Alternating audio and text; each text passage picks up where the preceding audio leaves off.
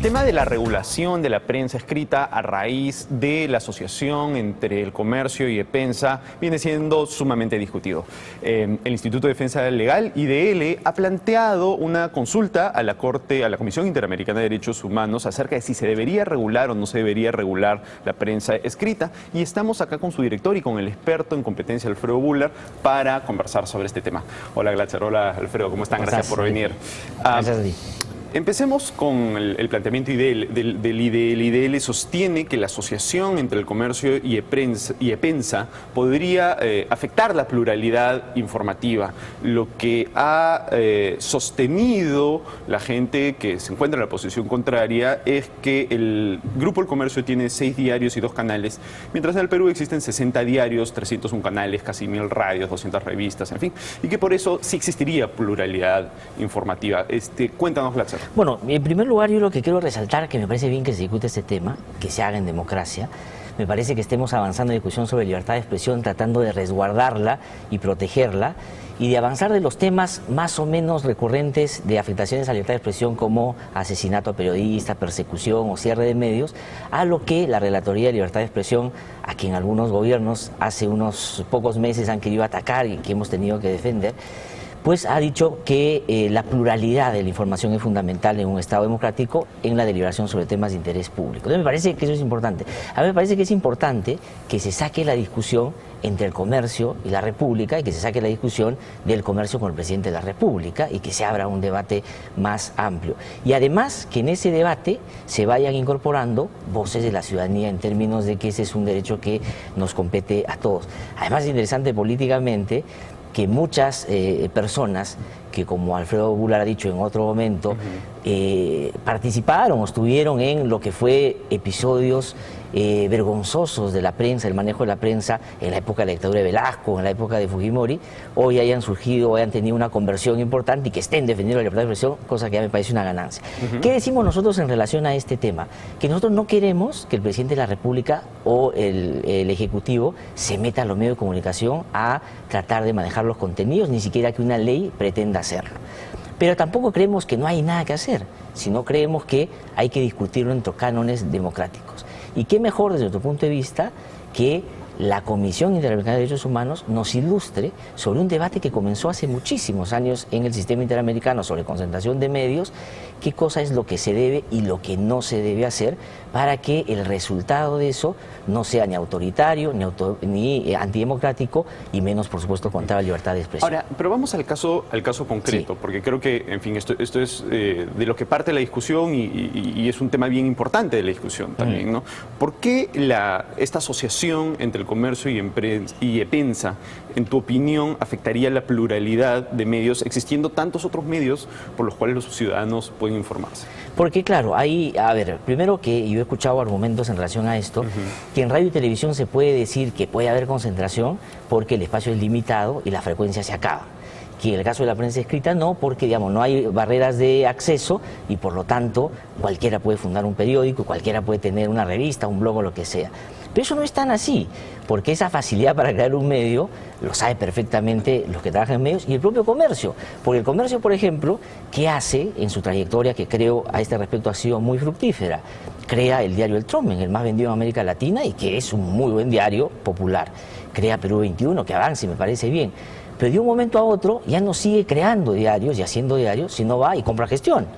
Y después ya no intenta sacar otro diario para competir, sino va, intenta y compra un grupo de diarios. Es decir, el problema no es crear diario y hacerlo, pero creo que la experiencia, el caso concreto, demuestra que no es tan fácil, por eso que alguien tiene la vocación de seguir avanzando, ya comprando, con lo que significa no solo en términos de nuevos medios, su logo y también su lectoría. Y eso nos parece a nosotros que concentra. Y si ese grupo hoy tiene, de lo que hay en el país, el 78% de lectoría, hay de todas maneras, digamos, un número que te dice hay que por lo menos mirarlo con atención, ¿no? Alfredo, tú tienes una posición distinta. Yo entiendo que tú consideras que sí se respeta la pluralidad de medios, que existe pluralidad de medios. ¿Es así? Sí, yo creo que en general libertad de expresión, que está muy vinculado a libertad de información, porque son en realidad las dos caras de la misma moneda, se ejerce a través de las decisiones de los usuarios, de los lectores, de los radioescuchas, de la gente que se quiere informar. Y lo que es cierto es que no hay forma hoy día, no hay manera hoy día de privar a las personas de esa libertad. Las personas pueden girar de un medio a otro sin ningún problema, pueden escoger un medio distinto, y eso a su vez, ¿qué significa? Que la aparición de nuevas alternativas informativas simplemente van a hacer que la gente, si no le gusta las que existen, van a girar a otras. Si la gente sigue leyendo El Comercio, será porque le gusta El Comercio. Si deja de leer, y además en el tema de información, y esa es una de las grandes ventajas de la información, es un bien particular. Yo puedo recibir mucha información de distintas fuentes, no es como cuando compras una lavadora que tienes una. No, tú puedes comprar varios periódicos, puedes entrar a varios blogs, puedes entrar a internet, puedes tener Twitter, puedes tener televisión, puedes tener radio, tienes muchas fuentes distintas y tú puedes escoger la que te gusta, una combinación que te guste y no te gusta, o la que no te gusta. Eso en realidad es una opción libre de las personas. Cuando uno habla de concentración, lo único que está hablando es que efectivamente empresarialmente un grupo consolida parte de los canales, pero no cierra la entrada de otros porque no puede cerrar la libertad de las personas para elegir. Yo creo que esa es la clave. Cuando se habla de barreras de acceso, de lo que estamos hablando en realidad es la posibilidad de los consumidores de escoger o de no escoger. Y los consumidores mantienen su posibilidad de escoger, siguen pudiendo escoger. La mejor demostración de eso es debates como este. Yo, la verdad, he sido bombardeado muy legítimamente y creo que muy positivamente de información de los dos lados. Me atrevería a decir que he recibido más información de la posición contraria que de la posición favorable. ¿Por qué? Porque hay más pluralidad de medios, hay más medios en contra, en número de medios, quizás no en market share, pero en número de medios, de las que hay a favor. Y eso uno basta mirar y lo va a encontrar, ¿no? Los tweets que uno recibe, ¿no? Mucho más a favor de la posición en contra que la posición a favor. ¿Por qué? Porque la información es libre, la información es un bien que no excluye la posibilidad que yo acceda a otros. No es que cuando yo uso información ya se me haya bloqueado la posibilidad de girar y escuchar otra información. Yo creo que eso es lo esencial, porque no debemos olvidar que el concepto central es libertad de expresión. Libertad es libertad de elección de quien escoge, que a su vez tiene como correlato libertad de quien ofrece el contenido. Ahora, Glatzer, a mí me da la impresión de que tú no estás de acuerdo con esto y que más bien te da, en tu visión, las personas que quieren informarse, los ciudadanos que quieren informarse, no tendrían esta libertad de información de la que habla Alfredo, ¿es así? Claro, yo creo que el argumento es exactamente lo contrario. Es decir, si tú tienes la posibilidad de tener, digamos, un principio básico de libertad de expresión es que lo importante para el ciudadano es que exista tal cantidad de información, así sea contradictoria la una con la otra, para que pueda sacar su propia conclusión. Pero si tú tienes en un mercado que es verdad, puede ser creciente, puede tener otros elementos que incorporar al debate como internet y los blogs y eso ahora, pero en términos de lectoría de medios de comunicación escritos, tienes el 78%, lo que la gente tiene que escoger entre lo que hay es, digamos, desproporcionado, porque el 80% ya está marcado por determinado criterio. Además, yo he escuchado un asunto que es bien importante y claro, a veces no recurrimos mucho a cosas que se han discutido aquí también. Yo, revisando estas cosas, he encontrado una sentencia del Tribunal Constitucional bien interesante, que además se dio en el tribunal en sus épocas mejores, no en estas últimas, donde está García Toma, Orlandini, González Ojeda, Landa Arroyo, donde hablan, a propósito de una pedido de que se declare inconstitucional un artículo de la ley de partidos políticos. El tribunal falla sobre eso, pero va a hablar sobre justamente la pluralidad. Y dice una cosa bien interesante. Dice, así como existen monopolios comunicativos impuestos por los gobiernos autoritarios, ¿no?, de turno, es deber fundamental de los medios de comunicación no ceder ante una suerte de monopolio natural, producto del eventual e inadecuado ejercicio del poder que les viene asignando en la sociedad de nuestro tiempo. Monopolio natural, dice. No, de acuerdo, pero dice, y cita a un profesor que es mexicano y que trabaja en España, donde él argumenta cómo los medios de comunicación se han constituido en actores fundamentales para crear corrientes de opinión y para, en algunos casos, distorsionar o no los debates públicos de acuerdo a intereses que no son los de brindar solamente información. Ese es el riesgo, es decir, la pluralidad se limita cuando hay un sector que claramente puede tener una dirección y un planteamiento en el debate, dejando de lado otros en esa misma proporción, ¿no? Ahora, Alfredo, tomando en cuenta lo que ha dicho Glatzer y lo que dice el Tribunal Constitucional, ¿acá existe lo que dice el TC, una suerte de monopolio natural de los medios que pueda tener este efecto? No hay, digamos, un monopolio natural ocurre cuando los costos hundidos de entrar a una industria son altos. Si yo quiero construir una central hidroeléctrica y me gasto en una central hidroeléctrica y no puedo vender luz después, bueno, he perdido toda mi... Entonces, eso hace que haya relativamente poca inversión en un mercado determinado. Porque para poder alcanzar la economía de escala necesaria para estar en ese mercado, tengo que hacer una inversión muy importante. Y no es rentable tener, por ejemplo, 2 empresas de agua, porque 2 tubos de tuberías, 2 juegos de... Es muy, muy costoso. Acá no hay nada de eso. Acá el costo de entrada es relativamente bajo. Pero yo quiero quizás ponerlo más en la experiencia del ciudadano del día a día. Usted va a un kiosco de periódico, están colgados todos los diarios. Yo me pregunto si la persona que va a un kiosco y ve los titulares, ¿realmente se siente forzado a comprar el comercio? Porque el comercio tiene 50 y tanto, 70, 80%. No, él llega, mira los titulares y escoge. Y el día que no le gusta, cambia. No tiene nada que le impida cambiar. Porque en realidad los market share, más allá de la circunstancia coyuntural de una compra, dependen principalmente de esa elección que cada ciudadano hace todos los días en el kiosco, como lo hace a un costo bajísimo cuando tiene su control remoto frente a la televisión y cuando no le gusta algo, agarra y aprieta el canal contrario. O cuando se harta de la televisión, o se harta y prende su computadora, o ve su teléfono celular y recibe otra información. Esa es la decisión que realmente nos preocupa, o podría preocuparnos en términos de libertad de expresión. Mi pregunta es, ¿esta operación ha limitado esa opción? ¿El ciudadano es menos libre como consecuencia de eso? ¿Tiene menor libertad? ¿O es que hay un magnetismo tremendo que hace que el porcentaje que existe defina necesariamente lo que él va a seguir haciendo, ¿no? Los porcentajes en los mercados cambian porque cambian las preferencias. Telefónica hace unos años tenía un market share mucho más grande del que tiene hoy día. ¿Por qué? Porque los consumidores han decidido ir por otras opciones. Y el mercado ha crecido y ha crecido de no ser. Y eso pasa con todos los mercados. Y Telefónica está mucho más cerca de una estructura que hace más difícil competir de lo que ocurre con los diarios. Perfecto. Bien, vamos a una pausa y regresamos con este debate en Rumbo Económico. Bien, estamos de vuelta con Glatzer Tuesta del IDL y Alfredo Goulart para seguir hablando sobre la regulación de los medios escritos. Retomando lo que veníamos discutiendo, lo que dicen los que defienden que no existe ningún tipo de intervención estatal en este mercado es que si el gobierno decide, el gobierno, el Congreso o el Poder Judicial o quien sea, decide limitar la expansión de un grupo empresarial en la prensa, lo que terminaría haciendo es limitando el derecho de los consumidores de elegir cómo es que quieren informarse, ¿no? Dicen que la contracara de la libertad de expresión de los medios es el derecho a informarse de las personas. ¿Qué piensas de eso, Glatzer? Bueno, mira, ahí yo creo que ese es un falso debate que hay que evitar dar. O sea, aquí no estamos hablando de que la salida sea el control de contenidos.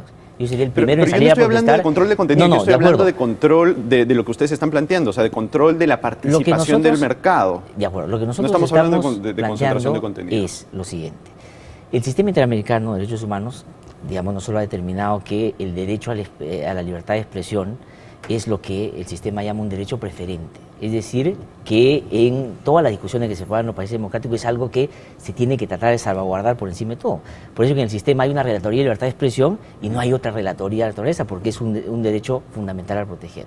¿Y qué cosa dice ahí? Tiene determinados estándares que han planteado en esta discusión. Y dice que a los medios de comunicación no hay que hacerle una legislación ni un impedimento específico y puntual solo para los medios, sino aplicarle las restricciones que hay para cualquier monopolio o para cualquier circunstancia de naturaleza similar en otro ámbito que no sea la libertad de expresión. Digamos, en otros sectores que no sean vinculados a la libertad de expresión, lo que se hace es poner ciertos límites, porque si no, digamos, tendrías un problema de una naturaleza distinta. Y eso es lo que plantea. Entonces, ¿qué cosa creemos nosotros?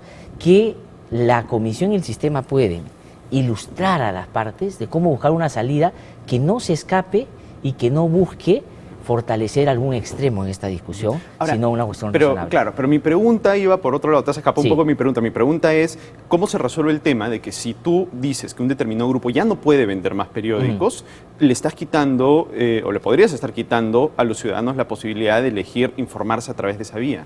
¿No hay un problema? No, porque digamos, lo que hay que hacer aquí es como se hace en la radio y en la televisión, que hay porcentajes para avanzar, discutir en esos términos hasta dónde se puede llegar. En otros países hay inclusive controles previos a las asociaciones de medios de comunicación. Y digamos, en esos países la gente no se queja si no puede comprar un medio de comunicación.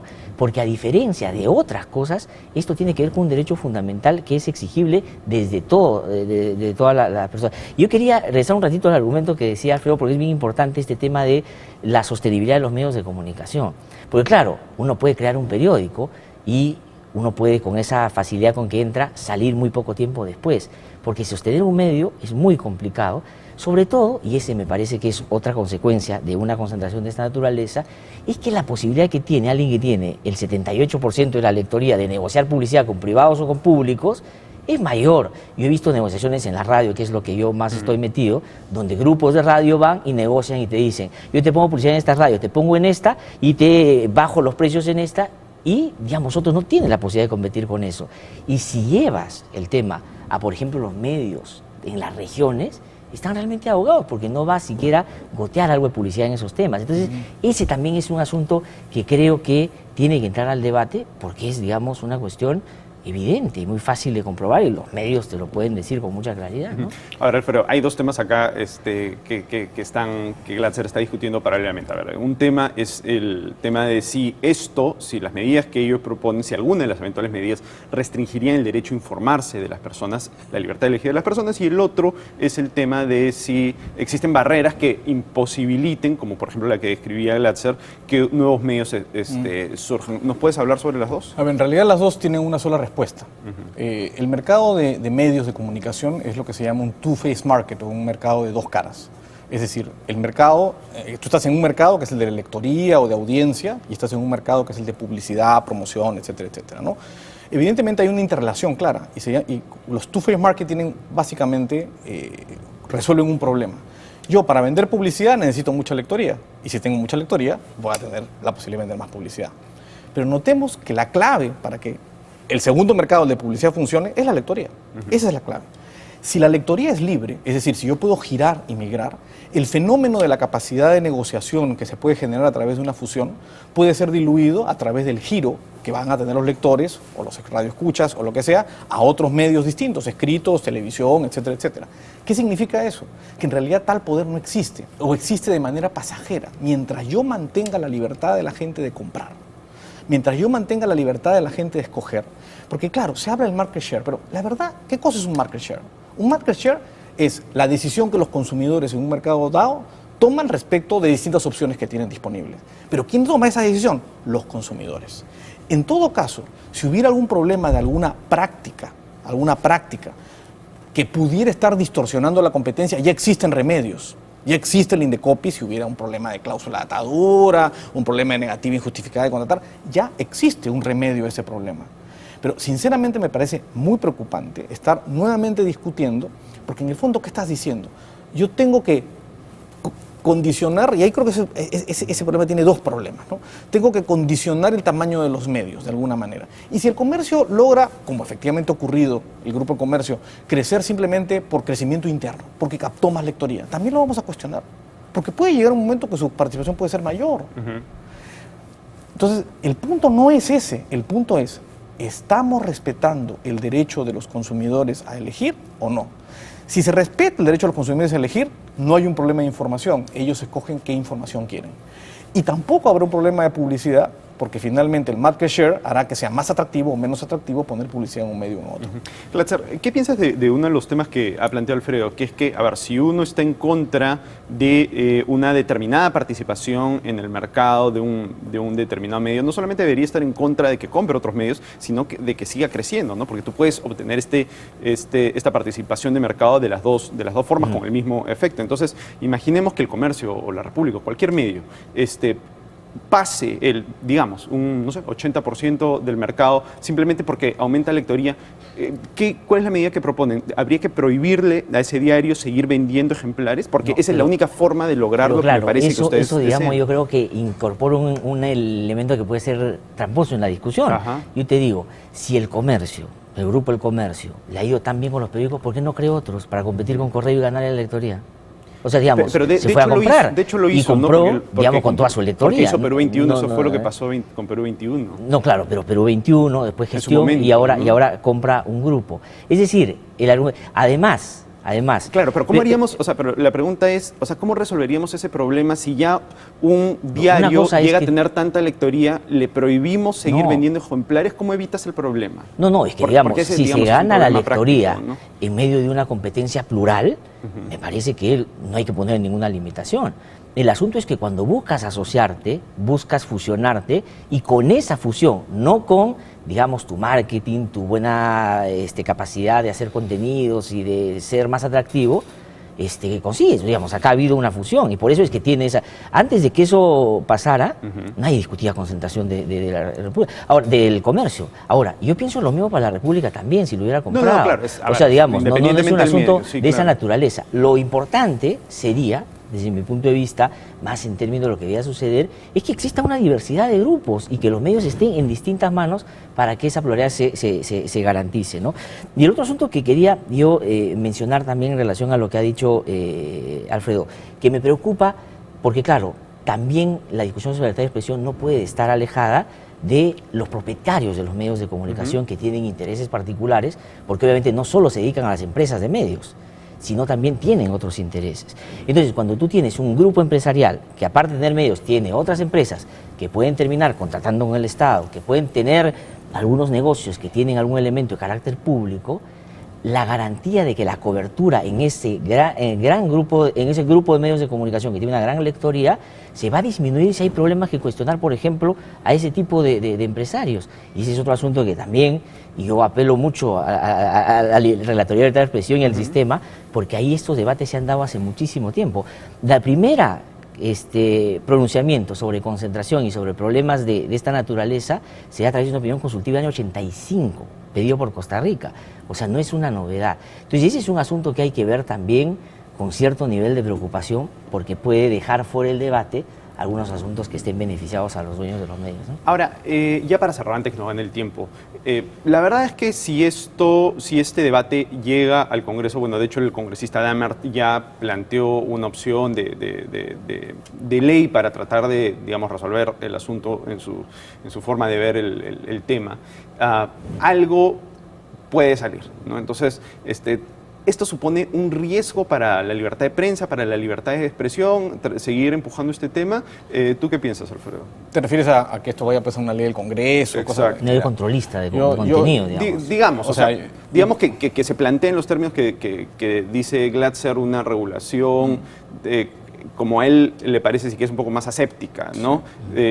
¿Qué crees que es lo que podría suceder? Evidentemente yo creo que cualquier forma de regulación de intervención estatal es mala, en este campo particularmente por la libertad de expresión. Pero sin duda hay unas que son peores, ¿no?, que otras, ¿no? Creo que, por ejemplo, la creación de un marco legal, una ley que controle, que cree algún tipo de superintendencia que vigile o que le dé facultades a alguno ya existente para controlar ese tipo de cosas, yo creo que es una mala idea. Yo creo que es una mala idea porque nuevamente limita las posibilidades de elegir, no solo de los medios, de elegir de los consumidores. Yo creo que, y eso es justamente lo que hace poco recomendable pensar en una intervención estatal de cualquier tipo, legislativa, del Poder Ejecutivo o judicial. ¿La CIDH, ir a la CIDH también lo es peligroso? Yo lo veo igual de peligroso. A mí me parece que la mejor libertad que se puede ejercer es respetar el derecho de los consumidores a elegir. Yo creo que en el argumento contrario, en el argumento de que esto tiene que tener algún tipo de regulación, hay implícito un argumento que creo que no se dice porque es políticamente incorrecto. Y es decir, ¿sabe qué? La gente no sabe elegir, la gente no sabe escoger los medios, la gente no sabe qué información es buena para ella. En consecuencia, hay que protegerla. ¿Cómo? Evitando que un medio sea muy grande, porque una vez que sea grande, pobrecito, va a ir al kiosco y va a comprar siempre ese periódico y nunca va a cambiar. Ese argumento, ese punto, yo creo que es el que explica por qué no debes regular. Porque el día que tú regulas, colocas a alguien distinto tomando esa decisión. Y salvo que demostraras que efectivamente los consumidores son unos perfectos idiotas que no saben escoger un medio y no saben escoger qué información les es relevante, salvo que creyeras que hay una fuerza hipnótica en la cantidad de titulares que puedan leer o en la cantidad de opciones que tienen, yo creo que la gente es inteligente, suficientemente inteligente y razonable como para escoger cuándo un medio le gusta y cuándo no le gusta. A mí posiblemente hay muchos programas de televisión que no me gustan, la gente los prefiere, yo respeto esa posibilidad. Yo creo que el punto central es ese. ¿A quién estás protegiendo? Glatzer, ya para cerrar, No, solamente nos falta un poco. La brevemente. gente sabe elegir, la gente no sabe elegir. Por supuesto que sabe elegir. De hecho, yo he escuchado argumentos que dicen que si los medios influyeran tanto, hubieran hecho que, por ejemplo, Keiko Fujimori gane las últimas elecciones y todo ese asunto. Y eso no pasó desde mi punto de vista, felizmente, porque claro, la gente elige bien, o sea, digamos, finalmente. Pero yo quería incorporar un elemento. El otro día entrevistaron a Luisa Gois, que era, digamos, todavía siendo parte de Pensa, y porque hay un 54% que maneja unos y la parte comercial la maneja el comercio, etcétera. Y él decía, bueno, y finalmente terminamos optando por unir al comercio porque ideológicamente estamos más vinculados. Entonces, claro, si ideológicamente estamos más vinculados, estamos discutiendo ideas, estamos ideologías. Y el problema en la pluralidad en el debate es que una ideología tenga la capacidad y la posibilidad de exponerse con más cobertura que, digamos, otras que uno puede compartir o no, pero que son tan legítimas como esas, ¿no? Ese me parece que eso es fundamental. Perfecto, se los agradezco mucho. Fue Alfredo Bular, experto en regulación y competencia, y Glatzer Tuesta del Instituto de Defensa Legal. Muchas gracias por estar con nosotros. Vamos a una pausa y volvemos con Rumbo Económico.